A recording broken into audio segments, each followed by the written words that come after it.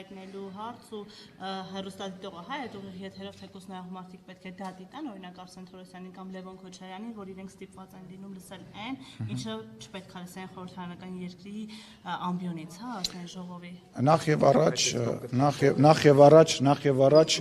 այդ ամենը սկսվեց նրանից, որ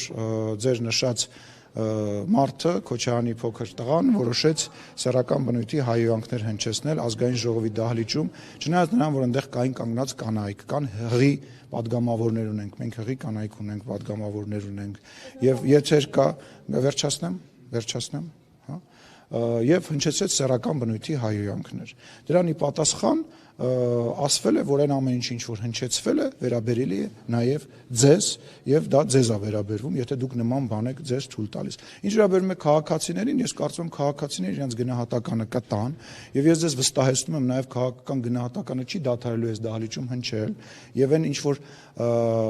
պարոն Քոչարյանի փոքր տղան իրեն թույլ է տվել, պետք է քաղաքական առնվազն հետևանք ունենա եւ ունենալու է վրա մեջ սովորույթը մեկը չկասկածի։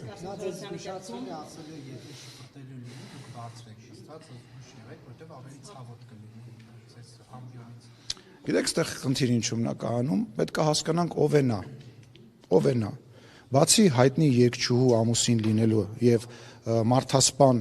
չընտրված, կոռումպացված երկրի ղեկավարի տղա լինելու ինքը ով է, ուզում հասկանամ։ Քաղաքական գործիչ է։ Օրինակ տեսեք, Սերյան Օհանյանի պարագայում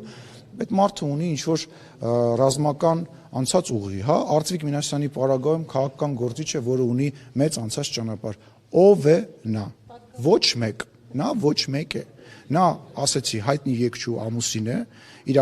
ամենամեծ ձեռքբերումներից մեկը, անձնական ձեռքբերումը դա է, երկրորդ ձեռքբերումը դա է նա, որ ինքը ինչ-որ մեկի տղան է, երբ որ ինքը կգիտակցի, թե ինքը ով է, նոր կկարողանա հոխորտալ ազգային ժողովի փոխոսնակի ուղղությամբ, ազգային ժողովի падգամավորների ուղղությամբ, ել չեմ ասում Հայաստանի Հանրապետության ազգային ժողովի նախագահի ուղղությամբ։ Տեսեք, ես բավականին սուր եմ խոսում, հաճախ եւ բավականին կտրուկ գնահատականներ եմ ինձ թույլ տալի, բայց ես երբևիցե ասելով, որ Ռոբերտ Քոչարյանը հանցագործ է, ասելով, որ ինքը մարդասպան է իմ համար, ես գիծ կա չեմ ասնում։ Ես ինձ թույլ չեմ տալի ասեմ, որ չասեմ ինչ, նույնիսկ օրինակ չբերեմ, որտեղ կա գիծ, որտեղ եթե ես դա այդ գիծը անցնում եմ, այդտեղ ես եմ դառնում ավելի վատ իրավիճակում։ Ինքը անփորձ ջահել է, որը որ ասեցի, միակ առավելություն ունի։ Ու իր տեղը, իրան իմ գործընկերները, ես երկրում չէի, 4-5 օրած տեղ էի, նիստերի էր գալիս էր այգում նստած էի սրճանում անցնում էր, 4-5 օրած տեղ էի, բան չէր ասում, հենց այստեղ չէ, եկավ ելույթ ունեցավ, բայց գալու է չէ դահլիճ, բայց հուսամ ոչ մի բան, քաղաքականից բացի ոչ մի բան, ես ու իրանց մակարդակին չեմ, ես ոչ մարդասպան եմ, ոչ ինչ-որ մեկին դուրս ամբյոնից ներքև շպրտող եմ, ես այն մարդն եմ, որը կանոնները, այո, ասել եմ ու նորից եմ ասում, ով Հայաստանի Հանրապետության ազգային ժողովի նիստերը խաթարի, ես իրան դուրս կբերեմ ու դուրս կշպրտեմ նիստերի դահլիճից, բայց դա չի նշանակում, որ այդ արտահայտությունը, այդ գողականի, այդ ինչ-որ բանի, ասում եմ, ես գիտեմ ես ով եմ, ես իմ անցած ճանապարհ ունեմ, հաջան։ Լևոն Քոչարյանը ձեզ գողական է գնում այժմ։ Լսի, ինքը ոչ մի ձև չի գնում ու ոչ մի ձև չի կարա գնա, ես ասեցի, ինքը կարա քոչարյանական գնա, ինքը քոչարյանական էլ գնում է ու սաղկյան քոչարյանական էլ գնալու է, ինքը ուրիշ բանի ունակ չի, նույնիսկ հայերեն խոսալուց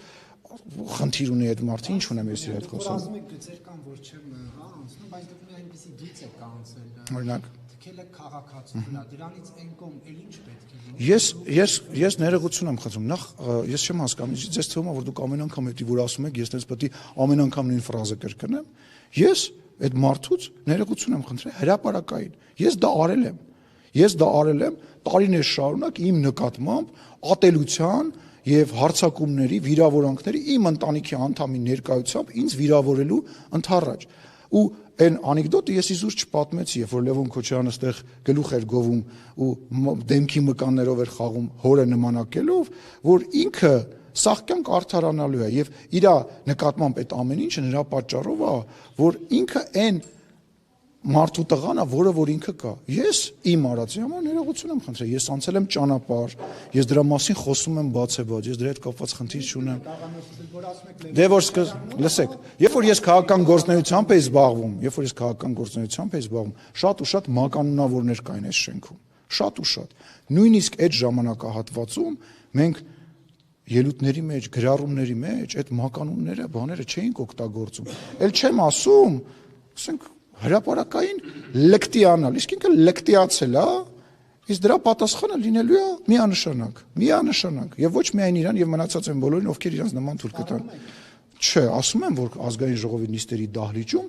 ամեն ինչ ունենալու է իր հետևանքը, որովհետեւ ազգային ժողովի նիստերի խանգարում այդտեղի չի կարող ունենալ, դա օրենքով սահմանված է, դա իմ ցանկությունը չի։ Ես որ ասում եմ, ես դուրս կշպրտեմ, ես որ նկատի չունեմ, որ ես տենց ինչ-որ ուժեղ գոհական տղա եմ, հեսա գալու եմ, սենց բռնեմ ու տանեմ դուրս շպրտեմ, հələ վերջում եմ մի հատ էլ հայոյեմ։ Ես նկատի ունեմ, որ ազգային ժողովի կանոնակարգ սահմանադրական օրենքով սահմանված կարգ կա, որ կարող է հեռացվել դահլիճից, դե կարող է հեռացվել, բայց երբ որ այդ ժամանակ գոռում, ղժում են, դու ով ես եւ այլը, ասենք վերջի ամենաձևով իրանց պահում են, բնական է ձևակերպումը վերաբերում է դրան, բայց դուք երբևիցե տեսել եք, որ ես ինչ որ մի պարագայում լսի հարցազրույցս նայել ես, ես դրան պատասխանել եմ հարցազրույցում եւ համարում եմ, որ այն թեժ պարլամենտը, որը որ մենք 2021 թվականին ունեցանք, եւ այսօր ես շատ մեծ հաջողությամբ իմ աշխատանքը կատարել եմ, շատ մեծ հաջողությամբ, որտեվ հենց իրանց նպատակը ստեղ թեժացնել էր ու հիմա էլ է դա նպատակը, որովհետեւ օրակարգ չկա։ Հələ տեսեք, խնդիրը գիտեք ինչումն է, տեսեք ինչից ենք խոսում, հա? Ինչից ենք խոսում։ Խոսում ենք վիրավորանքներից, սեռական բնույթի վիրավորանքներից, խոսում ենք իրար վիրավորելուց, իրար պիտակավորելուց, կոռուպցիայից, բա ի՞նչն է իրանց օրակարգը։ Կրկնում եմ, հարց եմ տալի, խնդրում եմ ձեզ, գնացեք, երբ որ տեսնեք ընդդիմադիր լրագրողին, հարցրեք, ասեք, հարգելիներս, այն օրակարգը, որով որ դուք եկաք պարլամենտ, ո՞րն է այնուամենայնիվ, անցավ տարուկես, ո՞րն է։ Բա ինչի իմպիչմենտի գործընթացին չեն միանում, թող միանան։ Ես այդտեղ սատարում եմ։ Ոնց, թող իրանք միանան, ցույց տան, որ իրանք կան։ Ես այդ առումով ես շատ համարում եմ, որ թող միանան։ Բա ինչի են հիմա իրանք իրար, այսպես ասած, գզվրտոցների մեջ ընկել։ Դե երկու վարկած կա, որ Սերժ Սարգսյանի եւ Ռոբերտ Քոչարյանի մեջ այնուամենայնիվ չի կարող ռեալ գզվրտոց լինի, որտեղ իրանք երկու որակներ են քաղաքական։ Եվ երկրորդ տարբերակը այն է, որ փորձում են իրարից, այսպես ասած, բան տանել, համակիրներ տանել, որպեսզի գալիք ընտրությունների ժամանակ ավելի շատ ձեն հավաքեն, որտեղ իրանց ընտրողների դաշտը զանգվածը նույնն է։